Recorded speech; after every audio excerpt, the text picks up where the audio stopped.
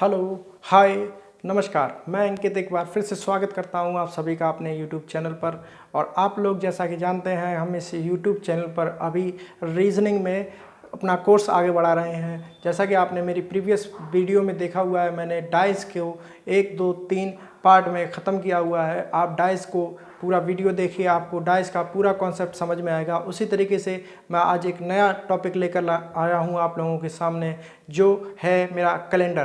Calendar में आपको पता है कि हर एग्ज़ाम में एक प्रश्न अवश्य पूछा जाता है, चाहे वो दिन से संबंधित हो, चाहे वो जन्म वर्ष से संबंधित हो, चाहे वो लीप ईयर से संबंधित हो या साधारण वर्ष से संबंधित हो। मैं आपको इसमें कुछ एडवांस लेवल के जो क्वेश्चन बन सकते हैं, जो कि आगामी परीक्षाओं में आपको देखने को मिल सकते हैं, उन क्वेश्चंस को एक तरीके के माध्यम से आपके बता दूंगा। चाहे वो फिर क्वेश्चन किसी भी आधार पर बने, आपसे नहीं छूटेंगे।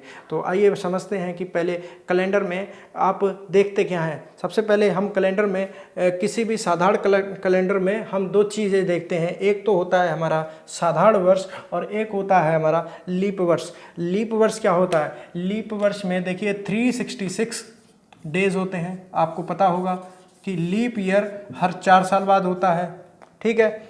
साधारण वर्ष में 365 डेज होते हैं और यह हर वर्ष होता है, सिर्फ वो वर्ष नहीं होता जो लीप ईयर होता है। हर लीप ईयर के बाद लगातार 3 साधारण वर्ष आते हैं, फिर एक लीप ईयर आता है, फिर 3 साधारण वर्ष। इसी तरीके से ये क्रम चलता आया है और चलता रहेगा, ठीक है। तो आइए समझते हैं। अगर आपने अभी तक कैलेंडर में कुछ भी नहीं पढ़ा है, अगर आपने अभी तक कैलेंडर में कुछ भी नहीं पढ़ा है, तो आप लीप ईयर और साधारण वर्ष ये दो चीज़ें पता होने से ही कैलेंडर के लगभग बनने वाले जो 2 या 3 प्रकार के सवाल हैं, उन सवालों को आप हल कर सकते हैं। कैसे, आइए देखते हैं। मान लीजिए आपसे पूछ लिया गया कि 2020 हुआ हमारा एक वर्ष, 2021, 1971 और 2005, ठीक है। आपको ये 4 वर्ष दे दी गई। प्रश्न पूछा गया कि इनमें से किस वर्ष लीप ईयर होगा, इनमें से किस वर्ष लीप ईयर होगा। ये प्रश्न आए हुए हैं, इस तरीके के प्रश्न बनते हैं और आप इन प्रश्नों को बिना किसी कॉन्सेप्ट के पढ़े हल कर सकते हैं, क्योंकि इसमें हमें सिर्फ ये बताना है कि किस वर्ष में फरवरी हमारा 28 डेज का 29 डेज का होगा, ना कि 28 डेज का। सिर्फ ये ज्ञात करना है कि किस वर्ष हमारा फरवरी 29 डेज का होगा। तो उसको ज्ञात करने का एक सिंपल सा तरीका है कि आप लीप वर्ष निकालने के लिए, किसी भी वर्ष में लीप वर्ष है या नहीं, उसमें अंतिम 2 अंकों में आप करिए 4 से डिवाइड। आप करिए 4 से डिवाइड। यदि बिना किसी रिमाइंडर के आपका 4 से भाग चला जाता है। मान लीजिए मैंने 71 में किया, 17 बार जगह 68 आया, 3 रिमाइंडर हुआ। उसके बाद मैंने 5 में किया, 1 रिमाइंडर हुआ। 21 में किया, 1 रिमाइंडर हुआ। लेकिन जैसे ही मैंने 20 में किया, मुझे कोई रिमाइंडर नहीं मिला। मैं आपको यही बता रहा था कि यदि किसी वर्ष में भाग देने पर आपको रिमाइंडर ना मिले, तो वह वर्ष लीप ईयर होता है। उस वर्ष में जो हमारा फेब होता है, फरवरी होता है, वो 29 डेज का होता है। इससे आपका एक जो साधारण प्रश्न है कि किस वर्ष में लीप ईयर है, किस वर्ष में लीप ईयर नहीं है, ये इस प्रकार के प्रश्न आपके सॉल्व हो जाते हैं। अभी देखिए, मैं आपको एक और इसी प्रकार का प्रश्न कराता हूं, जो कि प्रश्न आपको कई बार एग्जाम्स में देखने को मिला होगा और उसमें भी आप लीप ईयर और साधारण ईयर का अच्छा कॉन्सेप्ट देखेंगे। प्रश्न है कि यदि 1 जनवरी को संडे है, ठीक है, और यह एक साधारण वर्ष है। कैसी है? साधारण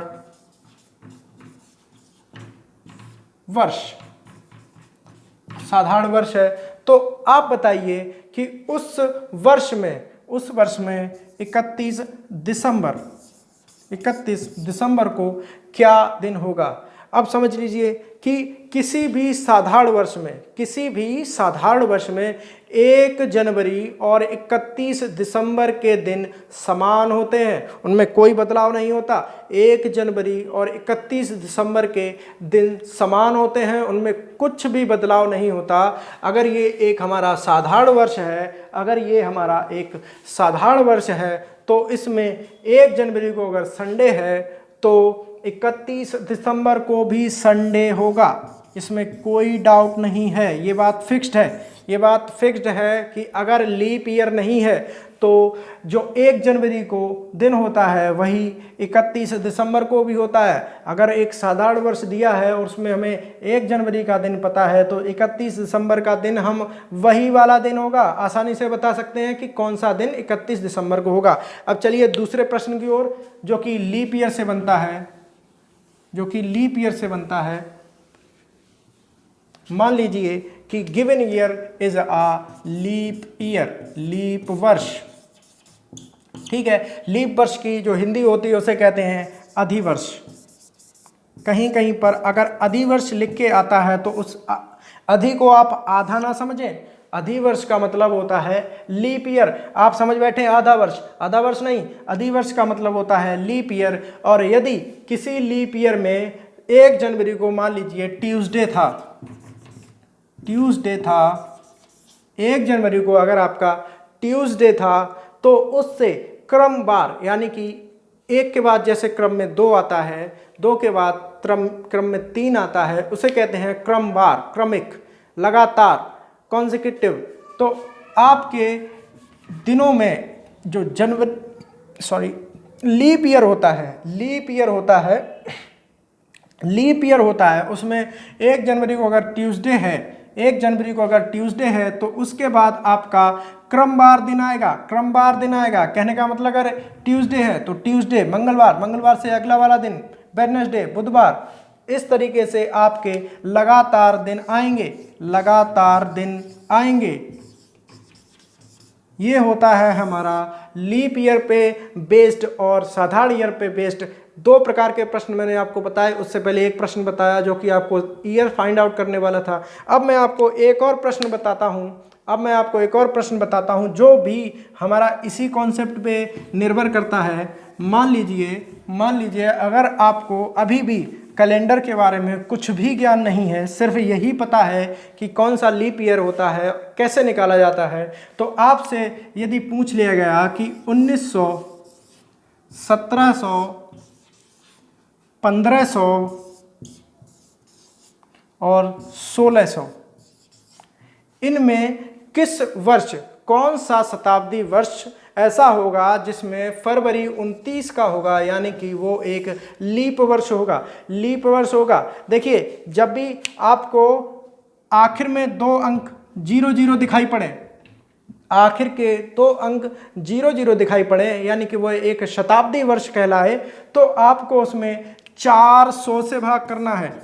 400 से भाग देना है, ठीक है। 400 से भाग देना है, 4 से नहीं, 400 से भाग देना है। इसमें 400 से भाग करेंगे, इसमें भी 400 से, इसमें भी जो भागफल हमें प्राप्त हो, उसके बाद जो रिमाइंडर प्राप्त हो वो अगर 00 है, रिमाइंडर अगर हमारा 00 है, रिमाइंडर हमारा कितना है 0 है, तो वह वर्ष एक लीप वर्ष होगा। उसमें फरवरी 29 दिनों का होगा, उसमें फरवरी कितने का होगा 29 दिनों का होगा, कोई बदलाव नहीं होगा। अगर आपने 400 से भाग किया है तो आपको फरवरी बिना रिमाइंडर दिए जो भी वर्ष होगा उसमें फरवरी आपको 29 दिन का मिलेगा। अब आप इसमें 400 से भाग करिए, इसमें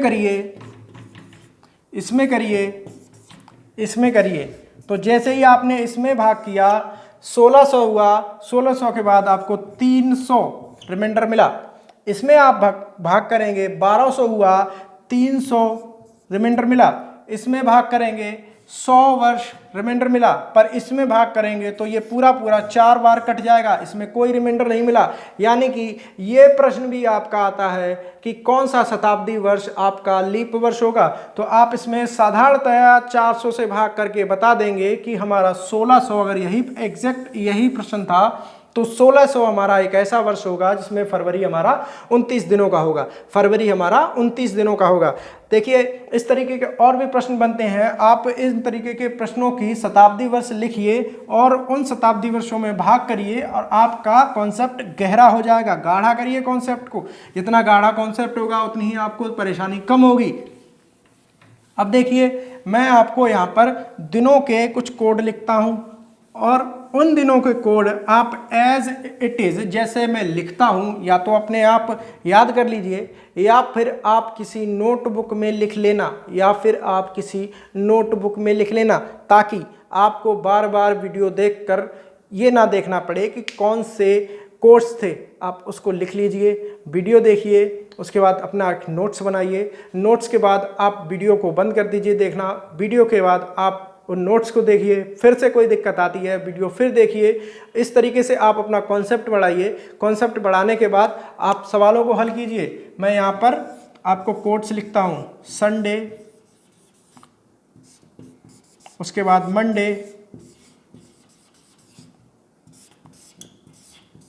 ट्यूसडे, वेडनेसडे, थर्सडे,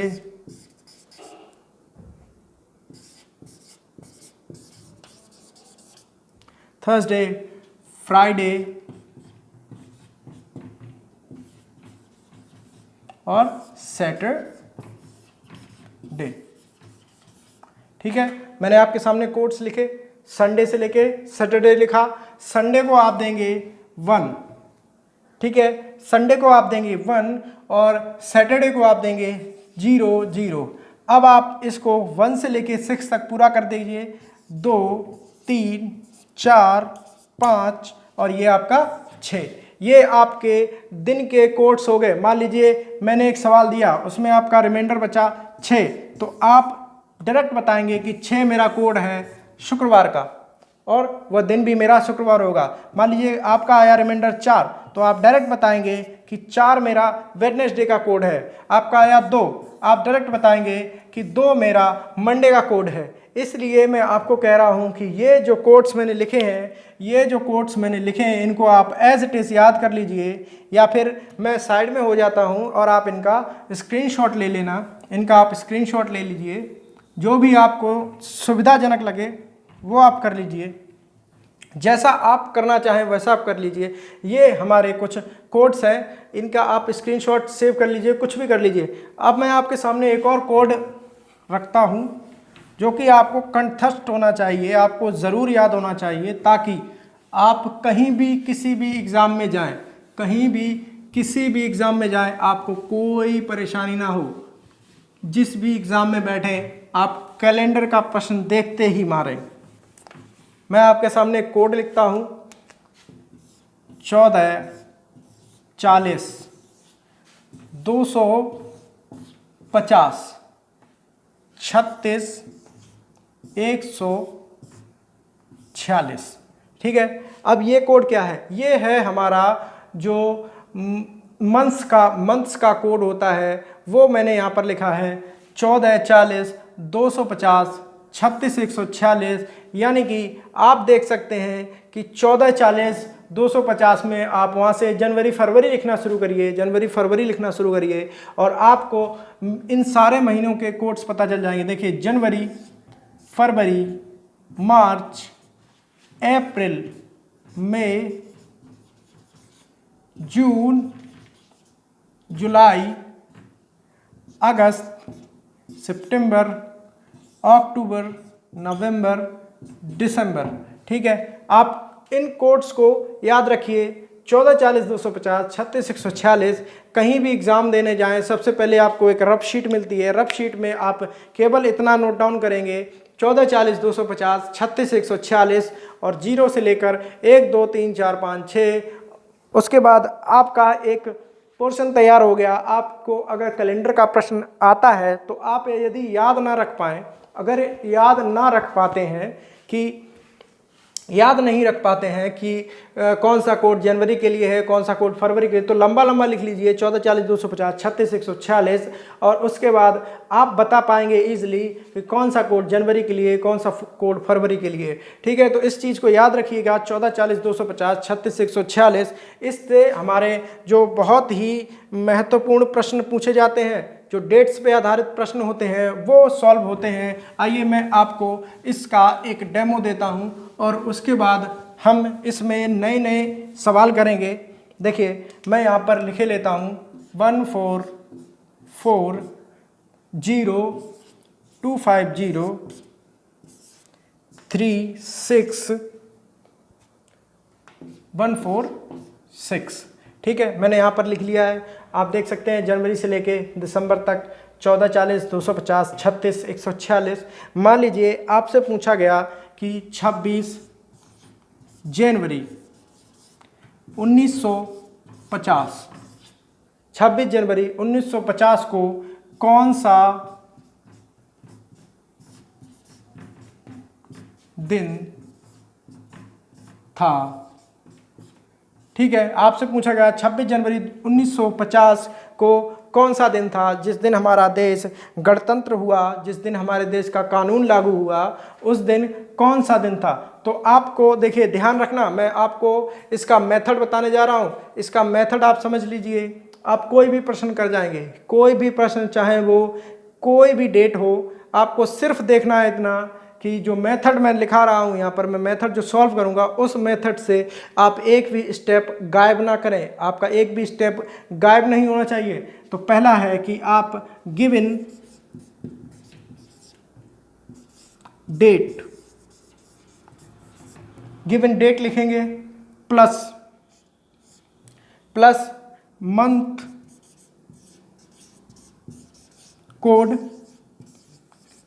कोड लिखेंगे plus 2 digit of given year.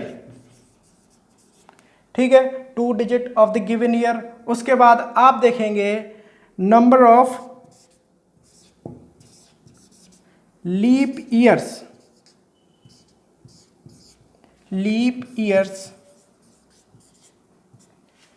in given 2 digit year. ठीक है, आपने देखा कि ये 4 स्टेप हैं, आपको ये 4 स्टेप फॉलो करने हैं। गिवन डेट, जो डेट आपको दी है, उसके बाद मंथ कोड, जो मंथ मैंने यहाँ कोड लिखे हैं, उसके बाद 2 digit of the given year, 2 digits of the given year, जो गिवन ईयर है उसके आखिरी के 2 अंक, last 2 digit of the given year. फिर उसमें आप देखने हैं कि लास्ट 2 डिजिट में number of leap years in given 2 digits. ठीक है, in given 2 digits of the year. ठीक है, ऑफ द ईयर। ये प्रोसीजर आपका फॉलो होता है। ये प्रोसीजर 4 स्टेप हैं आपके, इन 4 स्टेप के माध्यम से आप निकाल सकते हैं। अब निकालने का तरीका देखिए, मैंने पहले बताया given year 26, month code table बनी हुई है आपके सामने, मंथ कोड 1, उसके बाद last 2 digit of the given year 50, उसके बाद नंबर ऑफ लीप ईयर्स आप इसमें देखेंगे तो 12 से आप 4 से भाग करिए, जितने बार चला जाए, रिमाइंडर को छोड़ दीजिए, जितने बार चला जाए आप 4 से भाग करेंगे तो 12 चौके 48 होते हैं, यानी 12 टाइम्स जाएगा, यानी 12 लीप ईयर्स होंगे। लीप ईयर्स कितने होंगे? 12।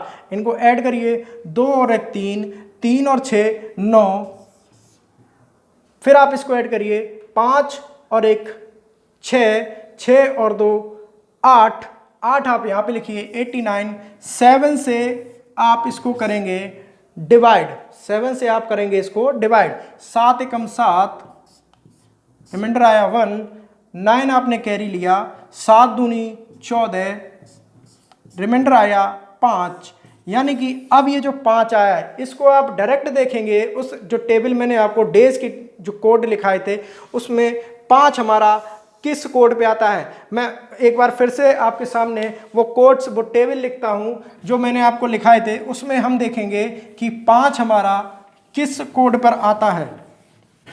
मैंने आपको लिखाया था Sunday, Monday, Tuesday, Wednesday, Thursday, Friday और सैटरडे। ठीक है, संडे को हमने दिया था 01, इसको दिया था 02, इसको दिया था 03, इसको दिया था 04, इसको दिया था 05, इसको दिया था 06 और इसको दिया था 00। ठीक है, हमारा रिमाइंडर कितना आया 5, यानी कि उस दिन जिस दिन हमारा संविधान लागू हुआ उस दिन क्या था, थर्सडे था। जिस दिन हमारा संविधान लागू हुआ उस दिन हमारा थर्सडे था। एक बार फिर से देख लीजिए, आपको अगर समझ में नहीं आया है तो एक बार फिर से आपके लिए मैं फिर से इसको सॉल्व करता हूं।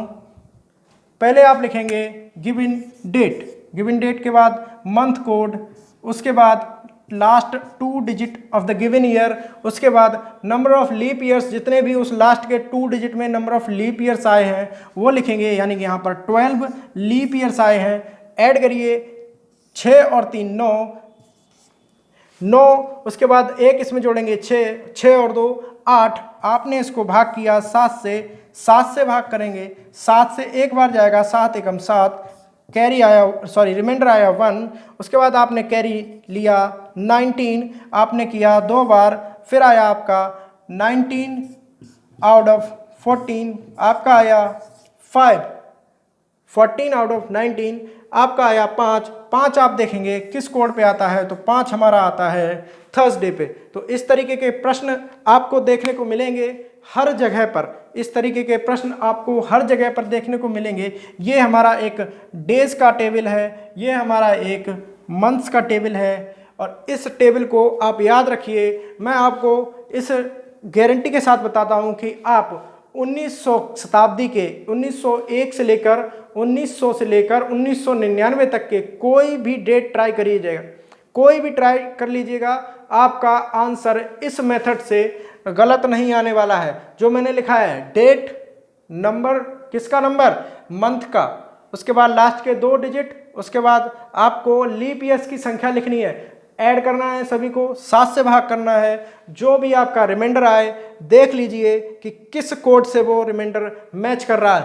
1 आएगा संडे, 2 आएगा मंडे, ट्यूसडे, फिर आपका वेडनेसडे, थर्सडे, फ्राइडे, सैटरडे। इस तरीके से आपकी ये टेबल बनी हुई है। इस टेबल पे आधारित आप किसी भी दिन को ट्राई कीजिए, 19वीं सदी का कोई भी दिन ट्राई कीजिए, आपका आंसर श्योर निकलेगा, 100% निकलेगा। इस मेथड में कोई दोहराए नहीं है। आपके जो जोड़ घटाने में गलती हो सकती है, मंथ का कोड लिखने में गलती हो सकती है, लीप ईयर नहीं निकालेंगे या लीप ईयर अधिक निकाल दिए उसमें गलती हो सकती है, लेकिन इस मेथड में कोई भी गलती नहीं है। आप किसी भी डेट को पहले आप अपने जो मोबाइल के कैलेंडर है उसमें देख लीजिए, उसके बाद आप फाइंड आउट करिए। अभी आप सिर्फ 1900 सदी का ही कैलेंडर ट्राई करेंगे, 2000 सदी के लिए मैं आपको अगले वीडियो में बताऊंगा, वहाँ भी कोई आपको ज़्यादा परेशानी नहीं आने वाली है। आप 2000 सदी के आसानी से निकाल पाएंगे, लेकिन वो आपको इंतज़ार करना पड़ेगा। और हम मिलेंगे अपने अगले वीडियो में इसी चैनल पर। तब तक बने रहिए, खुश रहिए, अपनों का ख्याल रखिए, अपना ख्याल रखिए। धन्यवाद।